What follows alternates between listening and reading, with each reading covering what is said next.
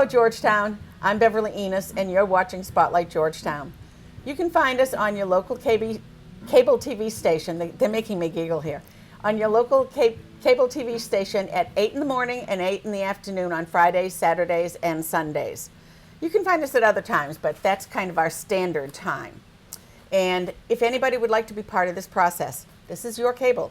This is you pay for it in your bills. You may as well come down and enjoy it.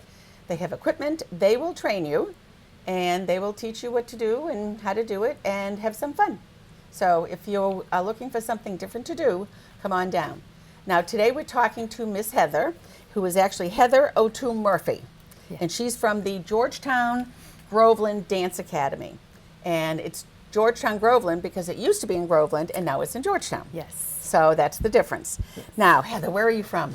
I'm originally from Pittsburgh, Pennsylvania, but I currently live in Exeter, New Hampshire. How did you get here from Pittsburgh? Long story. I was a flight attendant and I had a delay and I met my husband, and then after years of commuting with dating and commuting and living in Pennsylvania, I was living here and still flying out of Pennsylvania, I decided to kind of tie my roots down here and just so you met him on a layover? Yes, we had actually a delay for maintenance. It was 3.5 hours, and we had a delay, and I was just looking for a place to go have lunch, and he came and had lunch with me, and we've been together ever since. Oh wow, that's like one of those Hallmark stories.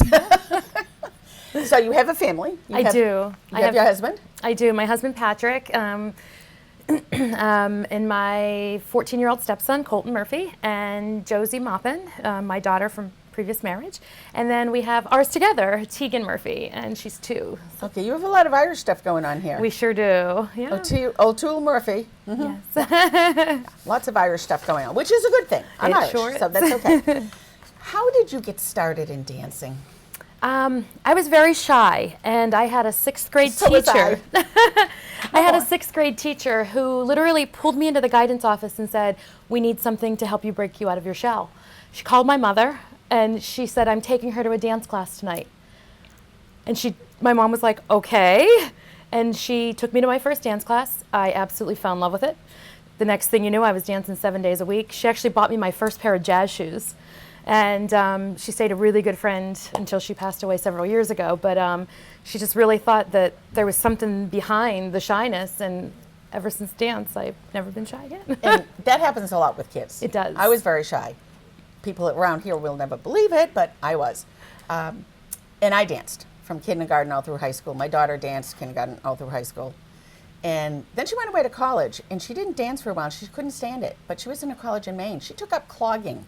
That's because awesome. It was the closest thing to dance that you could find. Right. Because she was in Maine.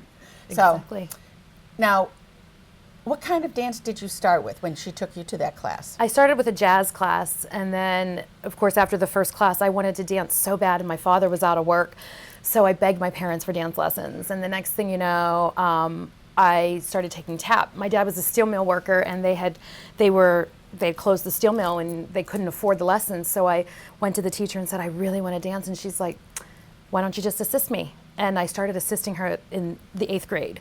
And then by 16 years old, I had my own classes. So, neat. Yeah, I just, instead of, like most children start very young in the dance world, yeah. 3, 4, I started late. So by me assisting her, I was able to get all the levels in like 1 year. Okay, so you got the beginner's Yeah. level when you were Right. helping teach the beginners, and then you got intermediate Exactly. level when you were helping the intermediates. Okay, Exactly. that makes sense. So yeah, it was like a whole year. And I assisted for several years, and then I went off to college. I went to Point Park University. Well, it was Point Park College. It's now Point Park University. And I studied dance and you studied musical dance theater there, as well, yes. Oh, wow. Now, is there a licensing process or a degree or anything like that that has to go on with dance? There are. It's, you can get a degree. It depends. It really depends on what realm of dance you want to go into. You can go into dance education. You can go into like dance therapy, where you work as a therapist. And you can also, after years and years of studying, there's different training like throughout different organizations that you can go get and master in just that type of dance, like just that branch, like different forms of ballet. And there's even a Dance Teachers Club of Boston where you have to go and you have to test and to do certain levels. So Have you participated in I those? have not done that yet. I'm Not yet. still pretty new to the area, but it is on my agenda. A lot of my instructors are through the Dance Teachers Club of Boston. Now, how do you think some of the recent television shows have affected how people think of dance? It's been very difficult. Dance teachers now have a bad rep, because of the show that makes the dance owner and the dance teacher seem so it's really opened a lot in the competitive world. We have a lot of students who just call and want to competitive dance, whereas when I was growing up there wasn't a lot in competitive dance, so Right. I didn't grow up in that world. We do offer that at our studio, but we offer a very small amount of that. So it changed, but I think it's changed people's perceptions that if you say you dance, that doesn't mean you do just ballet. Exactly. So there's lots of other Exactly. types of things that are out there. What inspired you to become a teacher as opposed to?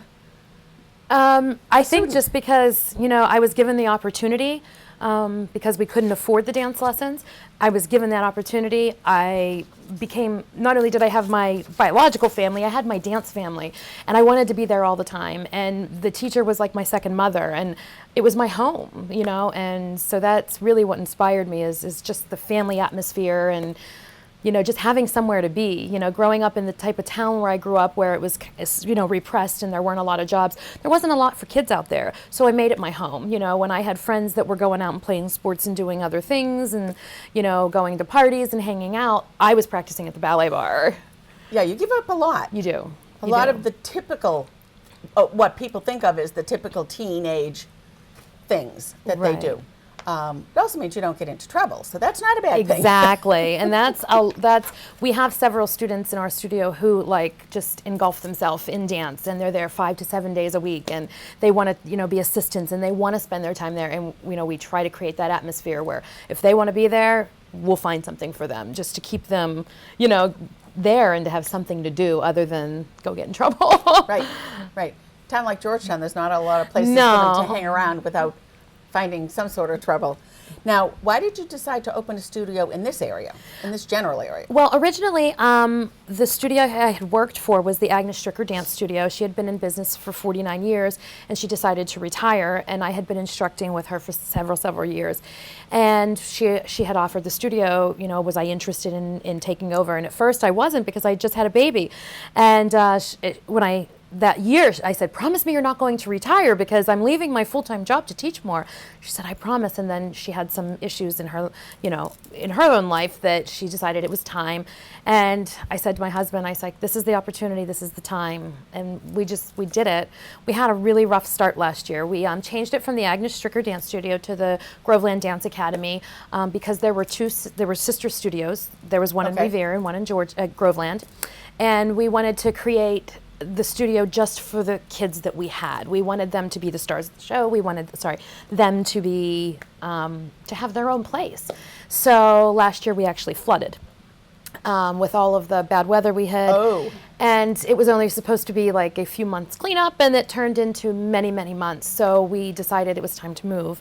And we definitely wanted to stay in the area. And the majority of our students were from Georgetown. So we thought, it's a great place to be. And, we thought we'd want to be right in the center here in town. Now, before you were there, Yes. that particular studio was Peace, Groove, and Happiness. Have you Correct. picked up a lot of those kids? Yes, we actually merged Peace, Groove, and Happiness with the Georgetown Groveland Dance Studio so that we could still offer everything, because the current owner was planning to close the doors. Right. And we just thought, if we're going to move and we're going to do it anyway, we might as well just, work together. And so we were still able to offer, the entire fitness program that they have over there, in which we're still trying to rebuild again. Okay. We'll talk about that in a minute. Now, you teach boys and girls? We do. Ages?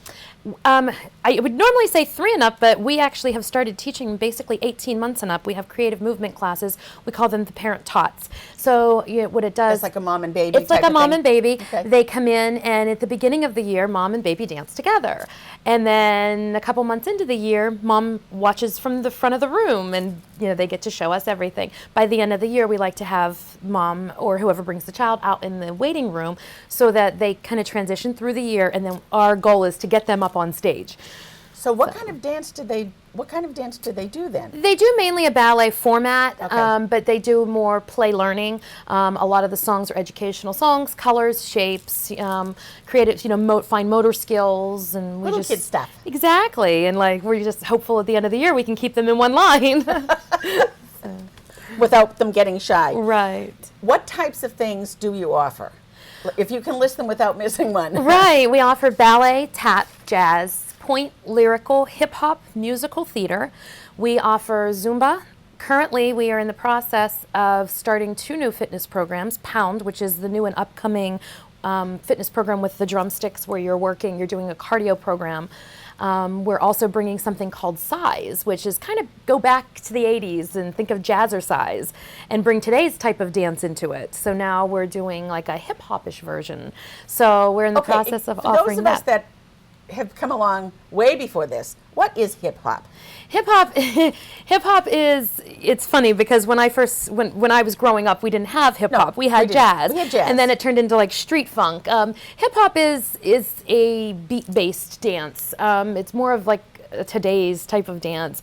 It's all I can think of is like stomp or something like that. similar, yeah, but stomp I think more of the lines of tap without the tap shoes.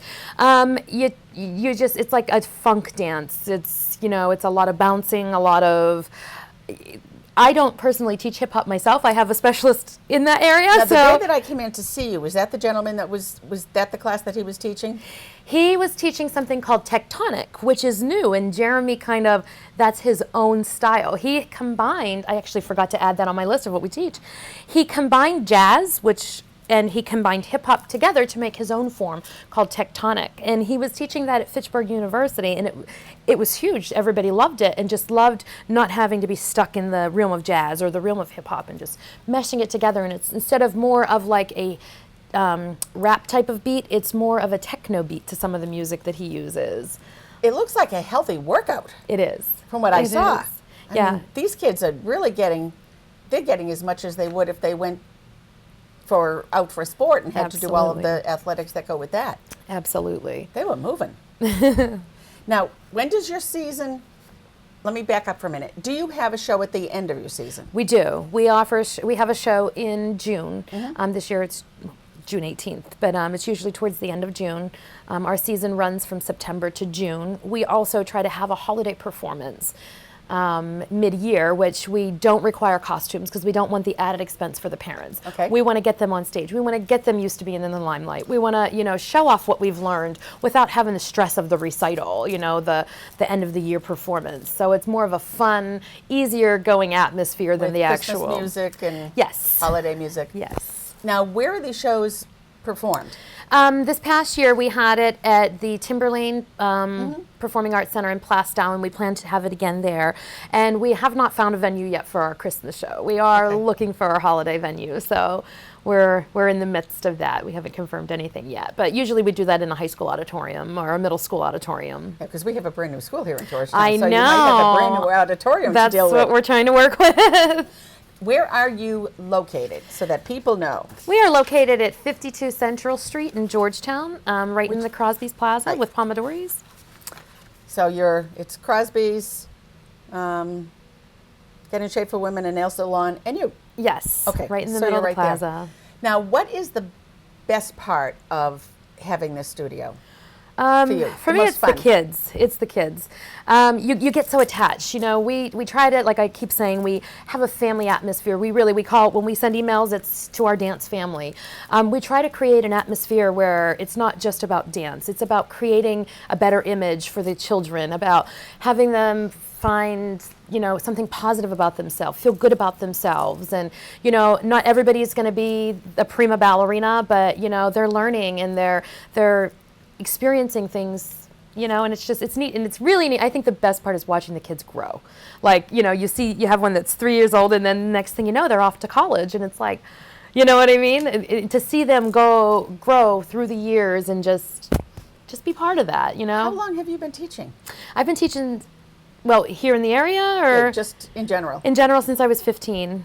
Yeah. Okay, so I had my own classes by 16, so I'm looking at you have seen 30 kids go from years. 3 to going away to college. I have, and it's so funny because when I often go home to visit in Pennsylvania, I'll be in the grocery store or just visiting, with my family and out and about, and somebody will be like, Miss Heather, and I'll look, and in my mind they're frozen, and I have to look, and I have to really look, and sometimes they're like, don't you remember me? And I'm like, and I remember you when you were 3. When the last person had done this to me, they told me their name, I really felt old for the first time. Like, oh my goodness, you were 3 when I last saw you, and it blows your mind because you freeze them, you freeze them the age they were. Yeah. But, And that's the fun part. Now, what do you expect the kids to say about their dance or on their way out? They had a good time. They learned something. They improved on something, something positive. We always try to send them out with a positive vibe. And most of all, they had fun. That's the most important thing, that they had fun while they were learning. That's important because nobody wants to sign up for a dance class and, and just stand there and, be bored or, I want them to feel challenged. Now, you offer things other than just dance. And I know there's one you didn't mention, yoga. We do. We offer yoga. We offer children's yoga. And we are starting to offer ballroom classes. That's Really? actually, yes. It's going to be like a 4-week program. It's going to be like every other Saturday. And you can come in, and each week you'll basically learn a step, rumba, samba. We're doing international, and the style will be international. And basically you'll come in and Kids you'll or learn that adults? step. Adults. And we'll offer Adults? babysitting in the waiting room. Ooh. So yeah, I kind of, just try to get everybody involved, which is really neat. And then every week after like an hour lesson, there'll be like a half-hour dance where they can practice what they learned 2 weeks ago. And so yeah, we're really trying to get something for everybody. Now, the high school, it's interesting because the high school for the last few years has done a Dancing with the Stars type of thing with the teachers. Oh, wonderful. And teachers and the kids, or the teachers and the teachers. I think it's a combination. And they're having a blast with it. So this would be something that would be fun for. Now, did the people have to come in as couples, or can they come in as individuals? Come in either or, couples or individuals. You can come in for a 4-week class, or you can choose 1 week just to come in for something fun to do. We have a couple people signed up. They just wanted to do something on their anniversary, and they're coming for 1 lesson. We have people who have signed up for it that are coming the whole 4 classes, and then if it continues to do well, we are going to run like a 6-week course every 6 weeks, and then it'll change up every 6 weeks. So you offer classes from Monday to Saturday. Yes. And from what time do you start in the morning? On Monday mornings, we started, I believe, at 9:30. We are only open in the mornings on Mondays and Saturdays. Basically, our studio is open from 4 to 9 every night. Okay, so those are the busiest hours. Yes, and Saturday mornings are very busy. Now the Zumba, Yes. that is men and women? Yes, girls men and boys? women. Mm-hmm. Yeah. How, I know there's something, and I'm trying to think what they called it, Golden Zumba? Zumba Gold. There's so many Zumba different Gold levels. For the people that might be a little aged, to be doing the young people's Zumba. Right. Do you have anything like that, or can people just do as much as they feel they can do? They can do as much as they feel they can do. All of our instructors are certified in different types of Zumba. So, I have one who specializes with kids Zumba.